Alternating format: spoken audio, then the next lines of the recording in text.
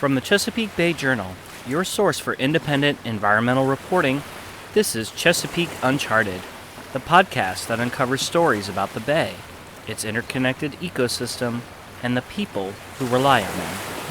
I'm Jeremy Cox. On today's episode, I want to make sure that I do my part as a Black woman, and especially one in this environmental field, to make sure that it is welcoming. Like, I see myself trailblazing, so that folks who come after me feel comfortable in these traditionally white spaces.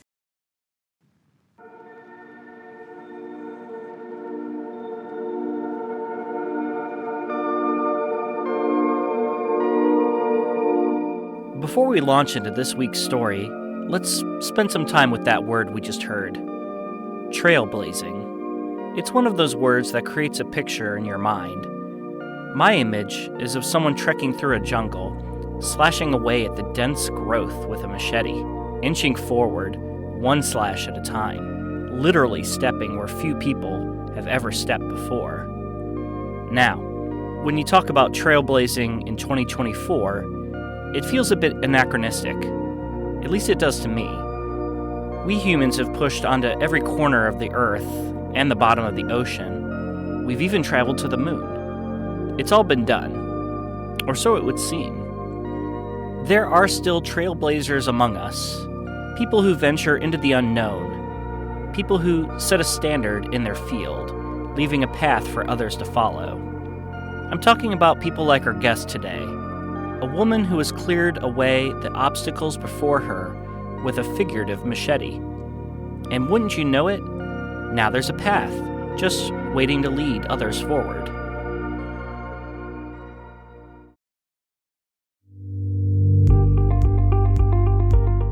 Welcome to Season 3 of Chesapeake Uncharted. This time, our team here at the Bay Journal is interested in hearing from a younger generation of Bay leaders. The people who weren't born when the Chesapeake Bay cleanup formally began 40 years ago. With the Bay restoration effort facing its current set of cleanup goals in 2025, this felt like a good time to go searching for some inspiration. Each episode spotlights one of these wave makers. Today, our guest is Maya Alexander. She has worked professionally in environmental advocacy for a few short years, yet she has already left a big mark. She serves as the Community Engagement Manager for the Alliance for the Shenandoah Valley, a nonprofit based in Newmarket, Virginia. Last September, the Virginia Conservation Network presented Alexander with the Rising Star Award at its first ever Conservation Awards ceremony. So we have a lot to talk about, right after this quick break.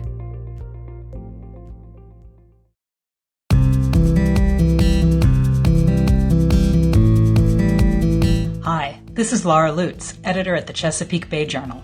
I hope you're enjoying our podcast, and I'd like to invite you to join the community of Bay Journal readers. If you care about climate change, wildlife, clean air, healthy communities, and of course the Bay and its rivers, you'll find news you can use at the Bay Journal, along with some great ideas for outdoor travel. Our subscriptions are free. Check us out at bayjournal.com and click on subscribe to start receiving the best independent environmental news in the Bay region.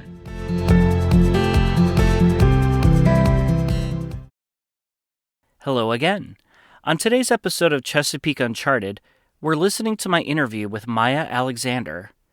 Alexander was raised in Columbia, Maryland, went to college on the Eastern Shore, and now works in Virginia's Shenandoah Valley.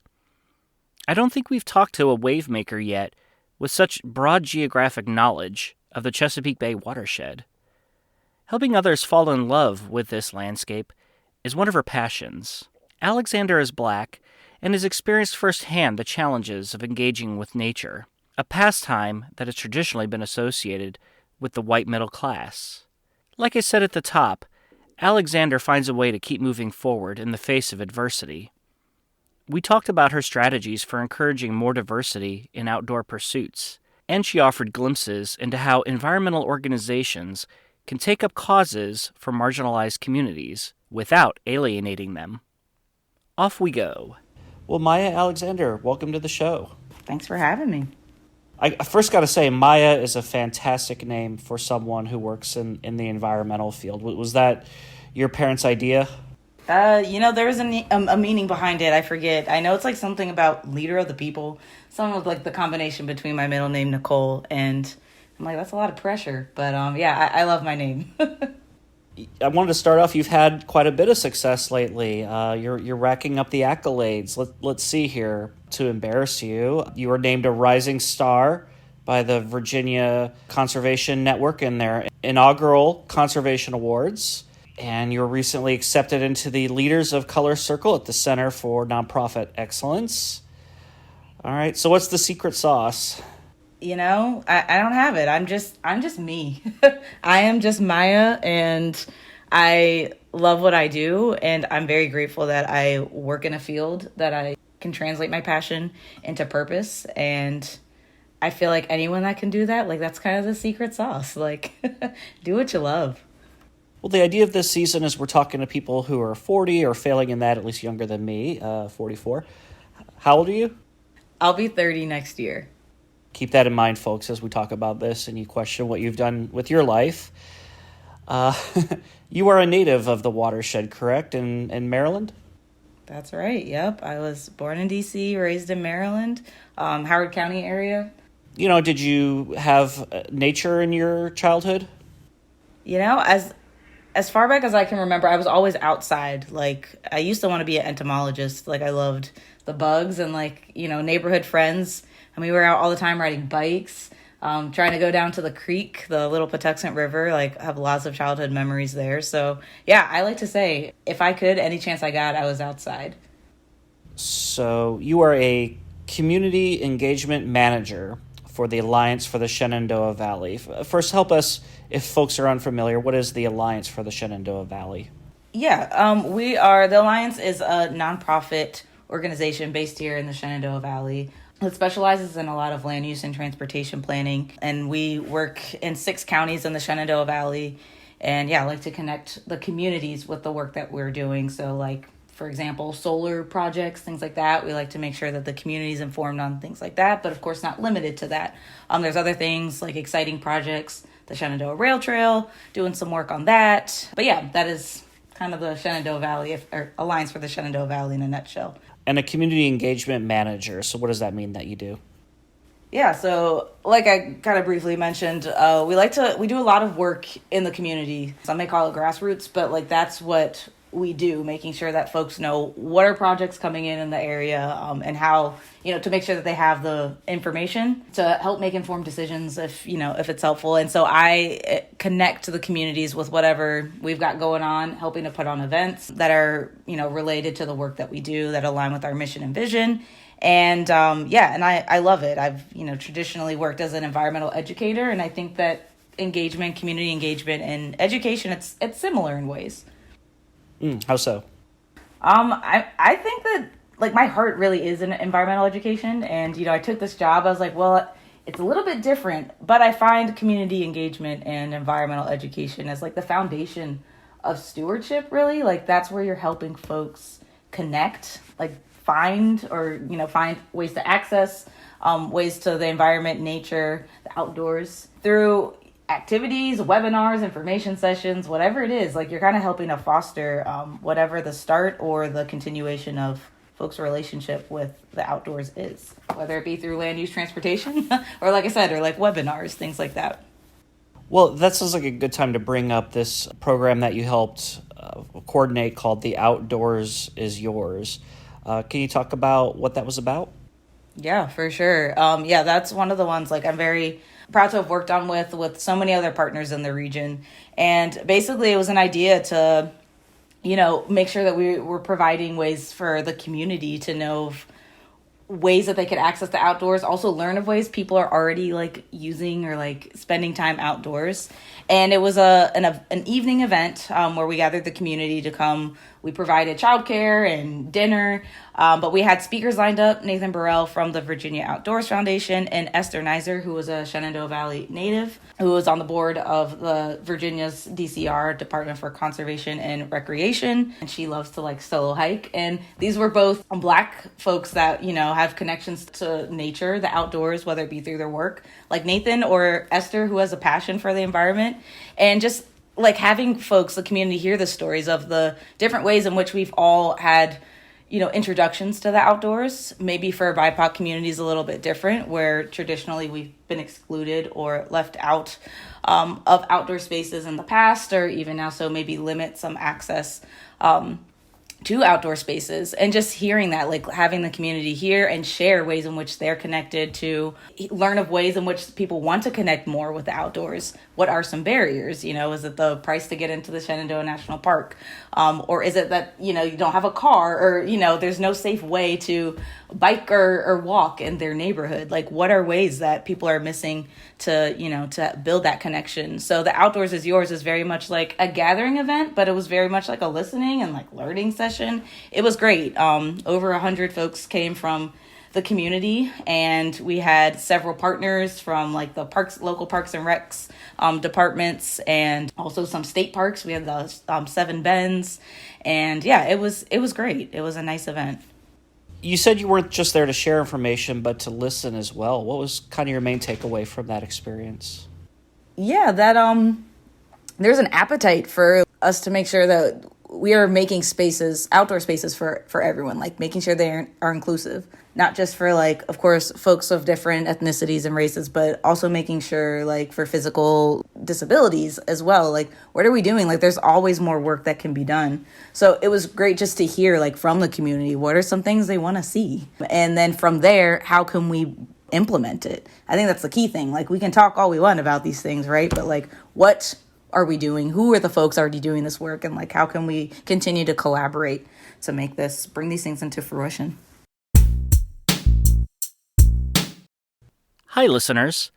I just wanted to pop into the conversation here and briefly explain this next part. Maya and I spoke over Zoom last December. Right at this point in our discussion, I posed a question or two about her own experiences as a Black woman in the outdoors. She answered, and we moved on. But a few days later, I got an email from Maya saying she wanted a redo. She understandably wanted her responses to be as precise as possible. Given the weight of the issues at hand, I granted her request, and she emailed me a recording with a new response. So I'll play that for you now. For what it's worth, here are some like additional, maybe clarifying points that, yes, I was thinking about over the weekend after our podcast interview. And just 2 points I wanted to clarify. One being about like the safety aspect. I feel like I didn't have my thoughts maybe clearly in my mind, but just to address like the safety aspect of, yes, adventuring out here in the Shenandoah Valley. I have many favorite spots, and I love that we have a national park and a national forest. The public lands, I mean, it's great and accessible, but also acknowledging, the safety. And when you do go into the wilderness, into the wild, that you are more vulnerable, and just noting that. And the general safety aspects, like if I'm going somewhere, need to make sure that people know where I'm going. Just you're more vulnerable as opposed to maybe going to an urban park or wherever. And then also being a Black woman, like noting like where I am in the region in the Shenandoah Valley, like there are a lot of, battlefields, historical things out here, sites. And with that comes some symbols that can be triggering for me. And when I do go out to these more remote places, there are often some, symbols, flags, if you will, that I just make sure I'm mindful of, and my feelings and how I can feel discomfort in the moment. Don't let it stop me. But again, just acknowledging that those are there, and also acknowledging like the discomfort that may have for other folks of color as they're trying to build a relationship in outdoor spaces. And that's what I've got. And now, back to your regularly scheduled conversation. What's your favorite place to visit there? Like I said, I am 15 minutes from the southern terminus of the Shenandoah National Park, and like jointly the northern end of the Blue Ridge Parkway. So I'm constantly like just going, I mean, that's so easy. I go there, I'm like friends with the ranger there. He's like, I think you're up here more than me. I'm like, well, I'll take that as a compliment. So like, honestly, Shenandoah National Park, I kind of hang in like the southern terminus area. There's Beagle Gap, which is pretty cool. It's like where the AT kind of like crosses these balds of a mountain, and that's a cool spot to kind of be situated there at the park along the Appalachian Trail, and yeah, it's a nice view. Is hiking kind of the main thing you like to do, or? I love hiking. I do miss the water a lot too. I mean, we do have the rivers here. This was a dry season, so I didn't get out on the water like any kayaks or canoes. I recently taken up caving, and not just like walking in like the show caves, like actually going like wild caving. I've heard some folks refer to it. But that has been like very cool, growing in a new way, like challenging like some fears there. But that has been something. The karst topography that we have out here in the valley makes it for a great spot to kind of take up caving. Your organization has been, it sounds like, a big proponent of the Shenandoah Rail Trail. What is that? For those who haven't heard of it, it's a proposed 49 and a half at least mile long stretch of what is currently railroad tracks to turn it into a rail trail that will be multi-use, multi-purpose, a shared use path for everyone. And it'll run between, if you know Broadway and Front Royal, Virginia, that's where it'll run. And yeah, we're the Alliance is happy to be proud partners in the partnership that exists, so the Shenandoah Rail Trail Partnership, and kind of helping to keep the efforts going, so making sure that we're continuing to raise advocacy for this project so that we can get it going. We definitely want to see it in our lifetimes, and the community work as well. So a lot of the communications, we delivered, 10 meetings, I think, early this year, so that folks in all the towns along this corridor could learn about what the project is, the proposed project, and share, also like a listening session for the community, share what they want, like how can this trail best serve them. So it's not like this is coming, you've got to abide by this. The trail's in here yet. When it comes time to design, what are some things that can be incorporated so it best serves this town? And it was different across the different towns, but it was great to kind of create that space so that folks can have autonomy in this project. Of course, when you give folks a say, you might hear some criticism, and I guess that was the case here. What were some of the main criticisms that you heard? For sure, yeah. People want to, there are some folks that want to bring the trains back on to the corridor. Also, folks that don't want to lose the history. So kind of to the point earlier about, when you remove something physically, does that take away the historical impact of this infrastructure? So, folks that don't want to see the railroad tracks go or want to bring the trains and have a trail. And I totally acknowledge, trains are cool, but especially where they make sense. So this corridor here is only a single track corridor, so only one train at a time can go back and forth along this corridor. And the current width of the right-of-way, it is not wide enough for a trail and the train. So there's that. But yeah, to the folks who want to that don't want to lose the history, the way we've been framing it is we're very much restoring this community asset. Yes, we acknowledge that it was a train that folks used to travel in between the towns, which is so cool.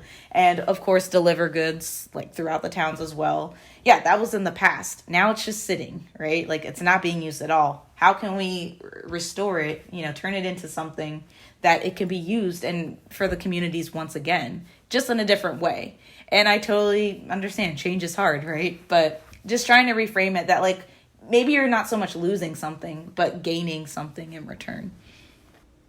So I was wondering if you could bring me up to speed on another initiative that you've been behind, producing a webinar to honor one of the last Black families that are on their family land in Augusta County there. Can you tell me about that? Yeah, that was the Browns, Mr. Walter and Miss Joan Brown. And yeah, they're on one of the last remaining Black-owned farms in Augusta County. So that says something there, right? There used to be thousands of acres of Black-owned land in Augusta County, and now it is not nearly as much. So we wanted to honor them. They've, implemented some easements so that their land is protected in perpetuity, I think under a USDA easement. Also working with the Black Family Land Trust, who's a nonprofit organization dedicated to providing resources like this to Black landowners. And it was just great meeting with Mr. Brown and talking about his legacy. This land has been in his family for generations, 3 generations. And his grandfather was the one who acquired the land so that he could vote. He acquired it, it counted you as a person. What was it? Black folks were not counted as whole, like, right? And like being able to vote, like certain things, right? Rights that you could then access. So he had bought the land and kept it in the family. They had farmed it. And the fact that Mr. Walter Brown is wanting to keep it in the family for future generations to come, I think is valuable. And especially as we're losing Black land across the country, it's really important to make sure that we do keep what is left and do preserve and honor it. And I do think that they were appreciative of the honor, and it was great to just honor them with the Valley Treasure Award, we call it. So folks that are doing their part in the community, because the Alliance can't do it all, but celebrating the folks that are doing these things, these practices on the ground, implementing easements, conservation practices. And yeah, it was cool. It was a great program we had. What is the driver of that loss of land in the hands of Black families? There's several things. I can't speak to like the exact facts of it all, but I'm sure there are factors from folks moving away from the family land, selling it because the monetary value as well. There's a saying like, you better keep your grandmama's land, like, because your ancestors work hard for it, but not everyone can keep up with the financial maintenance, like, the taxes on the property, all of that. And so sometimes it's just easier to sell it, right? And I do think that is probably one of the biggest drivers. And so, like, what can we do to make sure that those barriers, right, the financial barriers are not stopping, like, are not a reason for folks to not keep their land? So what do you hope people get out of the experience of learning about the story of the Brown family? Black land, it exists, right? Like, I feel that's not something maybe people think about often, but, like, there are Black farmers and there are Black, conservationists or what, like folks that have had land in their family for generations. I think that's his story. The legacy is amazing in itself. So I think that's important, right? But then also like knowing that this land is disappearing, what can we do to protect it, to preserve it so that we don't keep losing it? What are the resources that we need to implement? So turning to your personal story, how did you wind up in this field, the environment? I guess going back to my roots, right, that I always was outside and it was just natural to me. I studied psychology in college, and it was a course, I always say it was like an interdisciplinary course. It was the psychology of global climate change.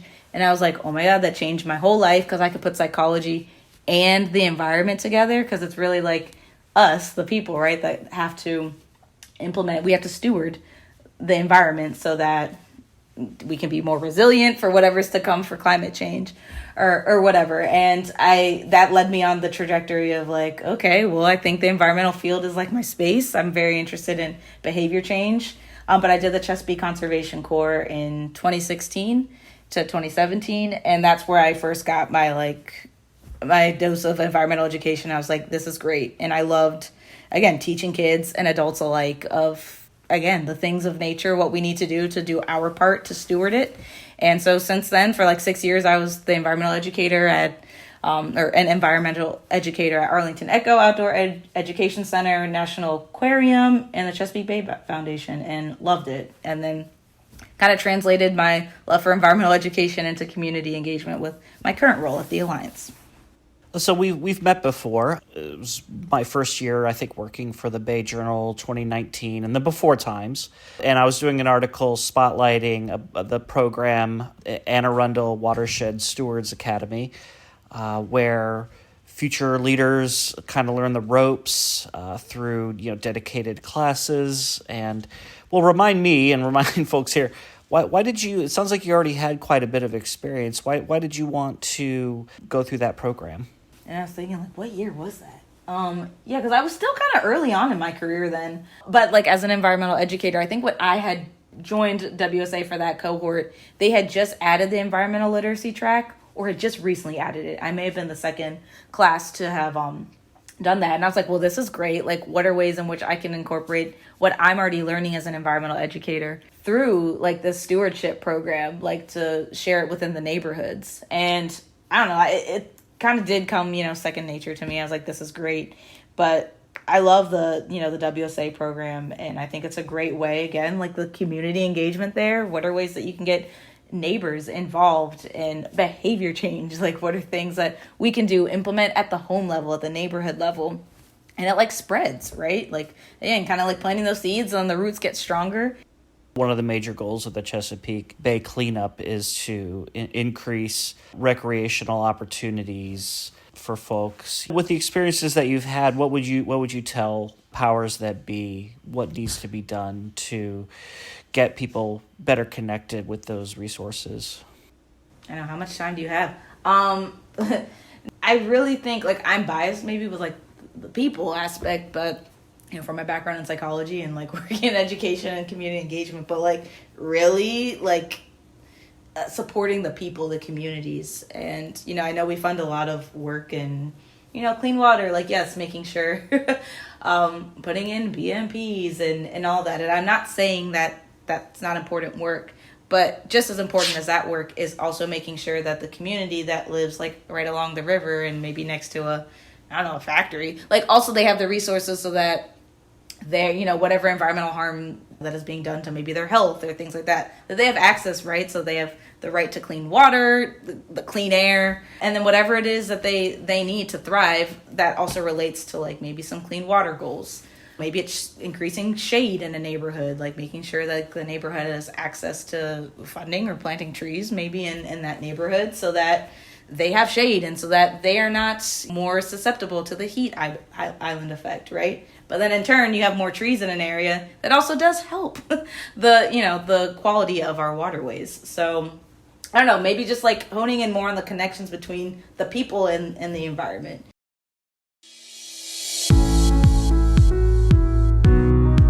Chesapeake Uncharted is brought to you by the Bay Journal, your source for independent environmental news in the Chesapeake region. Production for this episode was by me, Jeremy Cox. The story was edited by Laura Lutz. Our marketing and advertising director is Jackie Kane. You can find more episodes of Chesapeake Uncharted on your favorite streaming service or at ChesapeakeUncharted.com. If you like what you're hearing, sign up for a free Bay Journal news subscription at BayJournal.com. Until next time, this has been Jeremy Cox. Take care.